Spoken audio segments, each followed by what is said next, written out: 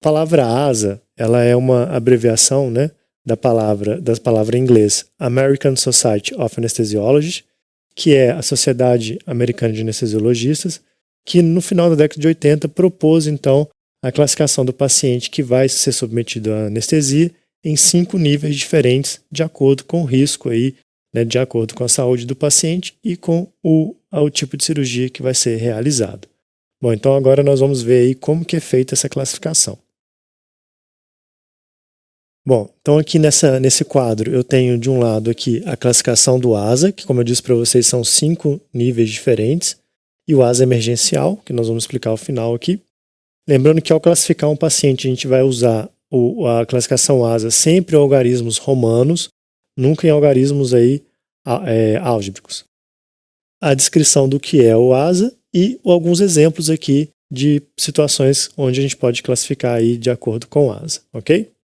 Bom, então o ASA 1 seria o paciente aparentemente rígido, né, que vai passar por procedimentos eletivos, como a castração da fêmea, né, a ovário-salpingo-esterectomia e a orquiectomia no macho. Então o ASA 1 é aquele paciente sadio, saudável, que chegou para você então com os exames todos em dia, sem nenhuma alteração, ok? Aparentemente então não tem nenhuma alteração nesse paciente, ele é um paciente saudável. O risco de anestesiar, então, é menor, né? Os procedimentos também são procedimentos simples, rápidos, pouco invasivos, né? Então, a gente classifica esse paciente como ASA 1. É o ASA mais baixo, né? O ASA com menor risco aí, né? Para a avaliação aí do paciente.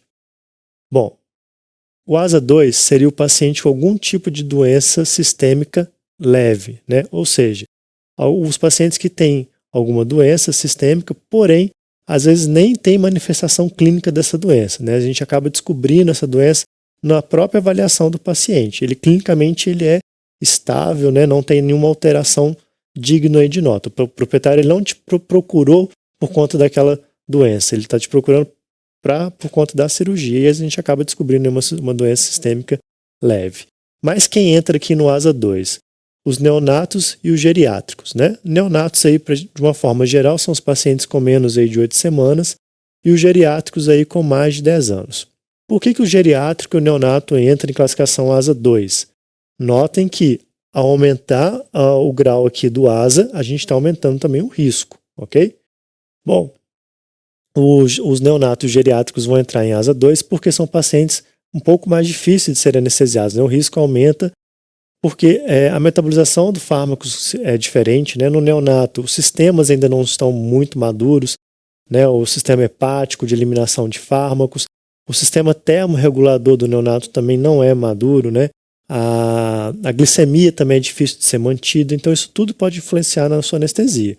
O geriatra também, né, por uma dificuldade de metabolização de fármacos e eliminação, mas por uma outra questão, né? Por um uso excessivo desses órgãos, né? Uma disfunção desses órgãos, né, uma falta de elasticidade pulmonar que dificulta a troca gasosa, isso tudo vai aumentando então o risco de anestesiar tanto o geriátrico, tanto o neonato. Mas quem entra aqui? As gestantes, né? A gente comentou sobre as gestantes, né? O útero aumentado de volume, né? Ele pode comprimir o diafragma, dificultar a dinâmica respiratória. Então também isso pode aumentar aí, né, o grau de dificuldade aí de anestesiar esse paciente. Além disso, os pacientes obesos, né? Por que um paciente obeso ele entra aqui em ASA 2, né? A gente tem que sempre lembrar que a obesidade e a anestesia não é algo aí que vai funcionar muito bem, né? O paciente obeso ele tem vários dificultadores aí para fazer uma anestesia. Um deles é o excesso de tecido adiposo, ele pode funcionar como uma reserva aí de fármacos, né? Devolvendo depois esse fármaco à corrente sanguínea, fazendo o que a gente chama de efeito rebote, prolongando e retardando muito a recuperação desse paciente. Além disso, o paciente obeso, né, ele tem uma certa dificuldade em expansão de tórax, né, em dinâmica ventilatória, é um paciente que vai ter muita dificuldade na respiração, e a gente tem que lembrar que toda anestesia ela vai alterar a dinâmica ventilatória e o débito cardíaco, né, então pacientes que vão passar por anestesia, vão ter quedas de débito cardíaco e quedas aí na dinâmica ventilatória. Se é um paciente que já tem dificuldade em ventilação, o risco vai aumentar também. Além disso, o paciente obeso, né, ele dificulta muito algumas técnicas, principalmente de anestesia local, né? A gente sabe que para produzir uma anestesia local a gente precisa de referenciais anatômicos. E muitas vezes o paciente obeso, a gente não consegue ter esses referenciais anatômicos. Então, de repente a gente querendo fazer uma anestesia multimoidal, né, fazer uma técnica anestésica local para diminuir o requerimento anestésico geral como um todo, num paciente obeso isso vai ficar bem complicado de ser feito. Além disso, né, os cardiopatas compensados, as infecções localizadas, todos eles entram aqui em asa 2. Não só o cardiopata, né, o nefropata, o hepatopata, qualquer paciente aí com alguma doença sistêmica leve, compensada, onde não existe sinal clínico, né, ele entra aqui em asa 2. Bom, vamos ver aqui então o que seria o nosso asa 3. Seria então o paciente com uma doença sistêmica, agora já um pouco, né, moderada, mas uma doença sistêmica moderada. Bom, então o que seria aí exemplos de doenças sistêmicas moderadas? Uma desidratação moderada, a hipovolemia, anorexia, caquexia, né, anemia e as cirurgias um pouco mais complicadas, né? Por exemplo, fraturas muito complicadas, as hérnias diafragmáticas, cirurgias que envolvam, né, a abertura do tórax, tá? Então são cirurgias um pouco mais complicadas que também entram aqui em asa 3. Bom, desidratação. Como que a desidratação moderada pode influenciar na nossa anestesia, né? A gente sabe que quando o paciente desidrata, né, ele perde líquidos, o sangue ele fica mais viscoso, menos viscoso, né, melhor dizendo. Então a gente vai ter uma certa dificuldade aí em circular esse sangue. Como eu já falei, a anestesia vai levar a queda de débito cardíaco e você circular um sangue com pouca viscosidade vai ser então mais difícil, né? Então a nossa complicação aqui se torna, né, potencial por conta da viscosidade aumentada do sangue aqui no paciente desidratado. A hipovolemia, pessoal, então a perda de sangue, né? Então o paciente que está perdendo sangue, né, se ele já tem uma certa dificuldade de circular o sangue, né, o débito cardíaco já vai cair, ele tem pouco sangue, está perdendo sangue, isso também se torna um complicador aí da nossa anestesia. A anorexia, pessoal, e a caquexia, né? São dois aí, se a obesidade, né, coloca esse paciente em asa 2, a caquexia e a anorexia coloca ele em asa 3, né? O paciente muito magro, né, caquético, né, anoréxico, o risco também é grande porque não tem tecido adiposo, né, ou está muito baixo a quantidade de tecido adiposo, tecido muscular, ele tem uma certa dificuldade de reter a temperatura, né? A gente sabe também que a maioria das técnicas anestésicas vão levar a queda de temperatura, então o paciente que tem dificuldade em reter essa temperatura, o paciente anoréxico caquético provavelmente também vai ter níveis aí de albumina muito baixo, né? A albumina é uma proteína plasmática extremamente importante para carregar os fármacos no sangue. Níveis muito baixos de albumina vão levar frações livres do medicamento no sangue, né? E isso vai então potencializar a ação daquele fármaco, tá? Então se torna também um potencial aí, né, um risco em potencial para o paciente, né? Níveis aí de albumina mais baixos, né? A albumina ela vai estar mais baixa em basicamente duas situações, ou nas situações de caquexia, né, de desnutrição, onde o paciente não se alimenta de níveis proteicos adequados, então ele não tem proteína para produzir a albumina, ou ainda nas doenças hepáticas, né? Então qualquer situação que leva um nível baixo de albumina, consequentemente, né, a gente vai ter frações livres de medicamento no sangue, o que pode então tornar aquela situação, né, a fração livre pode tornar aquele medicamento tóxico com mais facilidade. E a anemia, né? Então a anemia, né, quando a gente tem quedas aí ou da hemoglobina ou da hemácia, né, que são as células do sangue responsáveis por transportar o oxigênio, né? Como eu já falei, o paciente anestesiado tem queda de débito cardíaco, se ele não está circulando o sangue direito, né, já não tem uma circulação, uma oxigenação adequada e, imagina, né, ainda esse sangue com pouca hemácia ou com pouca hemoglobina. Então o transporte de oxigênio também vai estar mais dificultado aqui. Então o risco também aumenta. Então a gente classifica ele aqui como asa 3. E as cirurgias, né, como eu já falei, mais complicadas, mais longas, que envolvem então acesso à cavidade torácica, né, também vão aumentar então o risco colocando esse paciente em asa 3. O asa 4 seria então o paciente com doença sistêmica grave, né? Ou seja, o paciente já em choque, em uremia, toxemia, a desidratação grave, a hipovolemia grave, anemia grave e as cirurgias bem complicadas, bem extensas, né? como, por exemplo, a síndrome da torção de laceração gástrica, as doenças cardíacas e renais descompensadas. Então aqui o paciente, né, vejam que o quadro está ficando cada vez pior aqui, né, o risco está cada vez maior, né.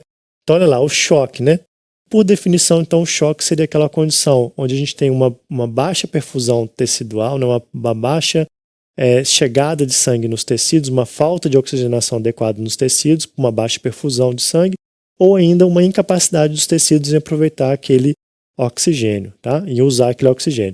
Então o choque é uma condição bem complicada aí pra gente, né? O paciente ele já não está oxigenando de forma adequada, e a gente sabe que o oxigênio é vital e importantíssimo para todas as células, consequentemente para os tecidos, consequentemente para todos os órgãos. Como eu já falei, a anestesia vai levar a uma queda de débito cardíaco, a oxigenação vai ficar comprometida se o paciente está em choque. No caso aqui do ASA 4, ele pode até estar em pré-choque, né? Ainda o mecanismo compensatório ainda está ali funcionando, conseguindo manter uma certa estabilidade, né? Então o risco vai sempre ser maior de anestesiar um paciente em choque. A uremia e toxemia, né? Ou seja, os níveis de ureia e creatinina muito altos no sangue, demonstrando então uma disfunção aí renal, né? Também o rim é um órgão extremamente importante que depende muito do débito cardíaco para o seu funcionamento, depende da chegada adequada de sangue, e se ele já não está funcionando direito para manter, né, não está conseguindo filtrar e manter essa ureia e creatinina alta, levando aí, né, até a sinais neurológicos, né, a anestesia ainda vai piorar um pouco mais esse quadro. Então a chance, o risco também aqui aumenta.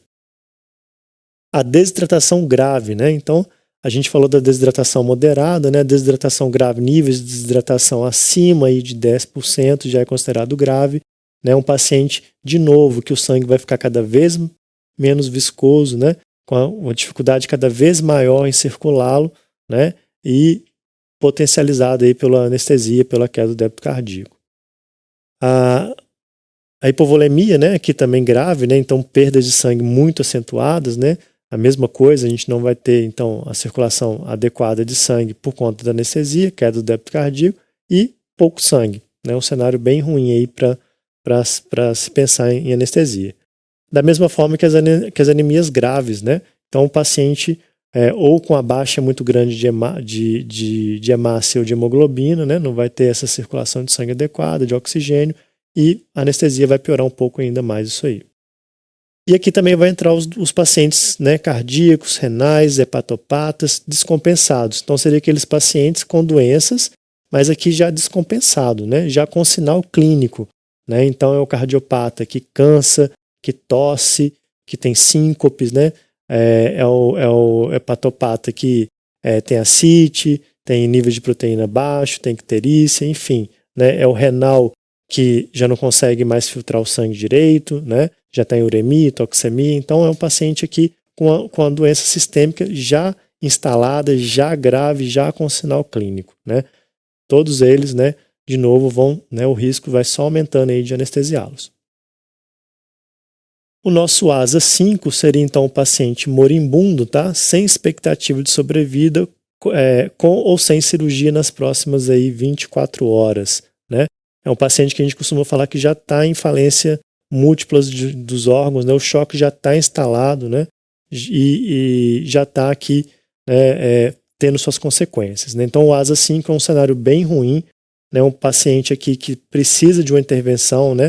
A expectativa de vida dele é muito baixa, o choque, né, já está instalado, então os níveis de pressão já estão muito baixos, né? A circulação de oxigênio está muito comprometida, né? E, como eu já disse, se aquele tecido não recebe, se aquelas células não recebem oxigênio de forma adequada, elas vão sofrer, vão passar ao metabolismo anaeróbico, vão acumular ácido lático, vão acumular sódio e aí vão morrendo, né? As células vão morrendo, o tecido vai morrendo e o órgão como um todo vai morrendo também, isso que a gente chama de falência múltipla aí dos órgãos, tá? Então aqui é um cenário bem crítico, bem ruim. Lembre-se que a gente comentou lá no início da aula que aquele paciente que a gente, né, tem que estar sempre junto com o proprietário para conseguir saber, avaliar se a gente vai ou não intervir nesse caso, né? Se a gente faz alguma coisa, o paciente tem a chance de virar óbito muito grande, né? Olha só, né, um paciente asa 5, aqui o risco de anestesiar ele é muito grande. E se a gente não faz nada também, o risco de anestesiá-lo também é grande. De não fazer nada, o risco de perder, né, é grande também. Tá? Então, um paciente bem crítico, aqui a gente tem que ter todo o cuidado, né, com o paciente, saber abordar isso com o proprietário, saber conversar isso de forma adequada com o proprietário, para que a gente tome sempre a melhor opção, a melhor opção sempre para o animal. Bom, além disso tudo, além do ASA 1, 2, 3, 4, 5, a gente também tem o ASA E ou ASA emergencial, tá? Que pode ser acrescido então em qualquer um dos ASAs. Então, a gente pode ter um paciente ASA 1E, ASA 2E, ASA 3E, ASA 4E e ASA 5E, tá? Então, é aquele paciente que, além disso tudo, né, ele tem uma condição que necessita de intervenção imediata. Opa! Calma aí, veterinário. Não podemos continuar passando esse vídeo por aqui, né? Por causa do conteúdo. Mas quer continuar assistindo essa aula? Faça o cadastro agora no VET Profissional.